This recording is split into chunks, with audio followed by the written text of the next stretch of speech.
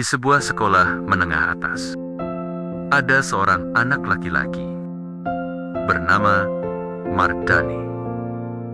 Dari luar, ia tampak seperti siswa biasa, tapi di balik senyum tipisnya tersimpan kisah yang jarang diketahui orang. Mardani adalah anak ketiga dari 4 bersaudara. Kakak laki-laki dan kakak perempuannya disekolahkan penuh oleh keluarganya. Namun hidup Mardani berbeda sejak kelas 3 SD. Saat itu, kedua orang tuanya bercerai.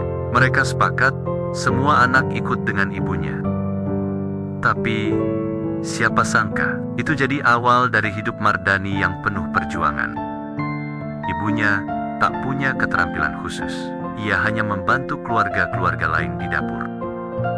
Sementara itu, Mardani ikut berpindah-pindah dari satu rumah ke rumah kerabat ibunya. Setiap kali pindah, satu hal yang pasti, Mardani harus bekerja.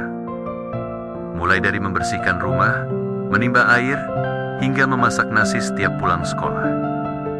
Ia pernah diam-diam menangis di dapur, bukan karena capek, tapi karena merasa tidak dianggap anak, hanya pembantu keluarga sendiri. Asal aku bisa sekolah, aku akan tahan semuanya, ucapnya dalam hati. Di SMP, meski tubuhnya lelah, ia tetap datang ke sekolah tepat waktu. Ia bahkan jadi murid yang dikenal sopan dan rajin. Sesekali, Mardani mendatangi kedua kakaknya yang tinggal terpisah. Mereka disekolahkan, diberi waktu bermain, dan tak pernah disuruh-suruh seperti dirinya. Tapi, Mardani tak iri. Ia justru bersyukur karena kakaknya tak perlu merasakan hidup seberat dirinya. Namun jauh di hatinya, ia bertanya, apakah aku memang tidak sepenting mereka?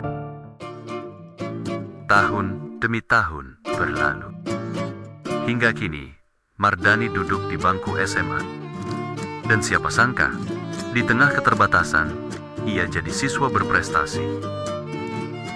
Ia pernah menjuarai lomba karya tulis tingkat provinsi, meski hanya punya ponsel pinjaman dan belajar dari buku perpustakaan. Ia juga diam-diam mengajar anak-anak tetangganya membaca. Katanya, kalau aku bisa belajar, aku harus bantu orang lain juga bisa. Dan kejutan terbesar datang saat pengumuman kelulusan. Dari semua anak di sekolahnya, hanya satu nama yang mendapat beasiswa penuh ke universitas negeri ternama. Nama itu adalah Mardani. Semua orang di aula bertepuk tangan. Ibunya yang hadir di aula hari itu menangis terisak-isak. Untuk pertama kalinya, semua orang tahu anak yang selama ini dipandang sebelah mata, dialah yang mengangkat nama keluarga. Kini, Mardani tak hanya akan kuliah, ia telah membuka kelas gratis di kampung untuk anak-anak kurang mampu. Ia bisa membiayai ibunya dan bahkan membantu kakaknya yang sedang mencari kerja. Mardani pernah tidak dianggap, tapi ia memilih untuk tetap berjuang, bukan menyimpan dendam. Karena Mardani tahu, bukan siapa yang paling disayang, tapi siapa yang paling kuat menahan luka dan tetap melangkah.